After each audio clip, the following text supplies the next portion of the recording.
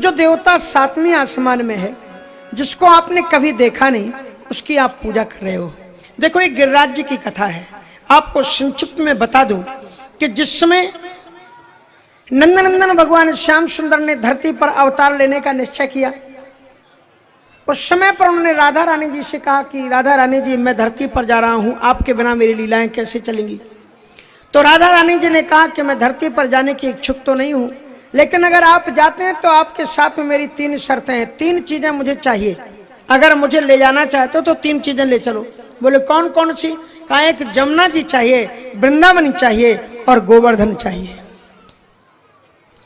तो ये गोवर्धन जी का प्राकट्य कैसे हुआ है? जब श्री कृष्ण राधा जी के वियोग में उनके आंखों से जो आंसू निकलते हैं, वो श्री किशोरी जी के वक्षस्थल पर गिरते हैं, और वक्षस्थल का स्पर्श करके वही आंसू जब उत्तराचल में द्रोणागिरी पर्वत पर गिरते हैं, तो द्रोणागिरी पर्वत के पुत्र गिरिराज जी के रूप में उनका प्राकट्य होता है। बोलो गिरिराज महाराज की जय हो। तो ये गिरिराज जी साधारण नहीं थे। अब ये द्रोणाचल में थे तो यहाँ कैसे आ गए? त्रेता में जिस समय पर समुद्र पर पुल बन रहा था रामेश्वरम, तो दूर दूर से पहाड़ उठाए जा रहे थे। हनुमान जी महाराज ने गिरिराज जी को उठाया, ये उठ नहीं रहे थे।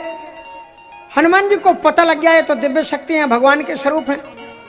तो हनुमान जी ने गिरिराज जी से कहा कि हम आपको भगवान राम के पास ले चल रहे हैं। तो राम के चरणों की लालसा से उठ गए।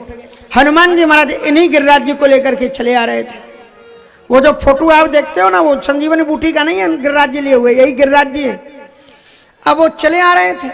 अब उसके बाद में राम जी ने कहा, ये तो हनुमान जी ने क्या गड़बड़ कर दिया, वो गिरिराज जी पर पूरी लीला होने वाली वो यहाँ ले आ रहे हैं, ये तो पुल बाद में टूट जाएगा। इसलिए राम जी ने घोषणा कर दी कि पुल बनकर के तैयार हो चुका है, जिसके पास में जो पहाड़ जहां पर है वहीं पर रख दो। अब ये आदेश जो ही मिला तो राम जी हनुमान जी महाराज ने उतार दिया नीचे गिरिराज जी को। गिरिराज जी रोने लगे, बोले महाराज ये तो वादा खिलाफी है। आप कह करके आए कि हम भगवान के पास लेके जा रहे हैं और आप यहाँ ले आए, मुझे यहाँ छोड़ के जा रहे हैं। उसके बाद में हनुमान जी महाराज ने राम जी से प्रार्थना की। राम जी ने कहा, हनुमान जी उनको जाकर के बताओ कि द्वापर की मेरी सारी लीलाएं गिरिराज जी पर ही होने वाली हैं, यहाँ तो वो सारे पत्थरों में जुड़ जाएंगी। गिरिराज जी को जब ये बात हनुमान जी ने बताई, आश्वस्त हो गए। अब एक बार की बात सुनो, अगस्त ऋषि जी आए। अगस्त ऋषि रहते थे काशी में पहले, बाद में साउथ इंडिया चले गए। गिरिराज जी देखे बड़े मोटे सलोने, बड़े सुंदर दिखलाई पड़ रहे थे। तो उन्होंने गिरिराज जी से कहा चलो। बोले कहाँ? कहा बनारस। कहा हम ब्रजमंडल को छोड़ करके कहीं नहीं जाएंगे। बोले नहीं चलना पड़ेगा। बोले हम जाएंगे ही नहीं। तो अगस्त ऋषि ने उनको श्राप दे दिया कि तुम तिल तिल घटोगे। इसलिए गिरिराज जी महाराज तिल तिल घट रहे हैं। आप देखोगे ना, धीरे धीरे धीरे धीरे घटते जा रहे हैं। ऐसे गिरिराज जी महाराज वो थे, साधारण नहीं, ये साक्षात भगवान के आत्मस्वरूप है। भगवान श्री कृष्ण को लीला करनी थी। और दूसरी दृष्टि से यदि देखें तो भगवान ने ये बताया कि तुम 7वें आकाश के बैठे हुए देवता, जिसे तुम जानते नहीं हो, उसकी तुम पूजा कर रहे हो। लेकिन जो पहाड़ हमें झरने देकर के पानी देते हैं, जो वृक्ष हमें फल देते हैं, जो झरने नदियां हमें पानी देती हैं, इन्हें तुम मिटाते चले जा रहे हो, कूड़ा कचरा डालते जा रहे हो, पहाड़ों को चटका रहे हो, वृक्षों को काट रहे हो। इसलिए वृक्षों को काटो मत, नदियों को गंदा मत करो, इन पहाड़ों को चटकाओ मत। इनमें ईश्वर की आवश्यकता है और मनुष्य इनके बिना नहीं रह सकता। बिना जंगलों और बिना पेड़ों और पौधों के बिना मनुष्य नहीं रह सकता। भगवान कृष्ण गिरिराज जी के पूजन के माध्यम से, और देखो एक दूसरी परंपरा उन्होंने चलाई। भगवान कृष्ण कहते हैं, नाना पुरो जनपदा न ग्रामा न गृहावयम। हम लोग शहर में रहने वाले नहीं है। अब जो शहर में उरई में देख लो, या चाहे कालपी में देख लो, चाहे कानपुर में देख लो, जो लोग बैठे हुए हैं उनसे पूछो तुम्हारे बाप दादे कहाँ के थे। आज भले ही तुमने वहां कोठी बंगला तान दिए हो, लेकिन वहां पर तुम्हारे बाप दादे कहाँ थे? तो पूछो हमारे ज्ञान सिंह जी से, तो कहना पड़ेगा ना महिवा के थे। कहाँ छोड़ करके जाओगे? इसलिए उनका भले ही अभी शहर में रहने लगे, लेकिन ये गांव ही तुम्हारे देवता हैं। गांव को छोड़ करके न ग्रामा न वयम सुमा। और हमारे बीच में रहने वाले जो हमारी जिंदगी को आगे बढ़ाते हैं, कौन है? ये गाय हैं, ये बैल हैं, ये बछड़े हैं, ये भैंसे हैं, ये हमारे साथ में तुम्हारे घर को खोद जोतते हैं, तुम्हारे माल को उठाते हैं, तुम्हें दूध देते हैं, इनको भी कभी खुशी दो। इसलिए गोविंद ने ये परंपरा बनाई कि गिरिराज जी के पूजन के पहले जितने भी पशु हैं उनको नहलाओ, धुलाओ, उनको सजाओ, उनको सींगों में अच्छे अच्छे कपड़े बांधो, घुंघरू बांधो, उनको काम मत कराओ, अच्छे अच्छे मिष्ठान उनको भी खिलाओ, क्योंकि दिन रात तुम्हारे साथ में खप रहे। इनको भी जिंदगी में खुशी दो, काय को काटने में लगे हुए तुम। खाने के लिए इतनी चीजें दी, लेकिन मनुष्य इतना क्या बताएं, अब ऐसी ऐसी चीजें खाता है जो खाने के लायक नहीं। ये जितने रोग हो रहे हैं ना, आज देखो संसार में ज्यादा रोग बढ़ रहा है, कैंसर। ये कैंसर कहां से आ रहा है? जो लोग मांस खाते हैं, क्योंकि वो किसी भी मछली को खा गए, किसी भी बकरे को हजम कर गए। अब वो पता ही नहीं कटने के पहले वो बकरा, वो मछली कौन से रोग से ग्रस्त था, उसके अंदर में कौन सा रोग था, कैंसर का रोगी हो, किसका रोगी हो, पता नहीं कैसा पानी पिया, वो रोग तुम्हारे अंदर दे करके चला गया। वो खाओ, खूब बकरा खाओ, खूब मछलियां खाओ, और फिर कैंसर से मरो। इसलिए भैया जो खाने के लिए बनाया वही खाओ, काय को दूसरी चीजें काट पीट के खा रहे। भगवान को अच्छा नहीं लगता है, कहते जो मैंने बनाया वही चीजों को।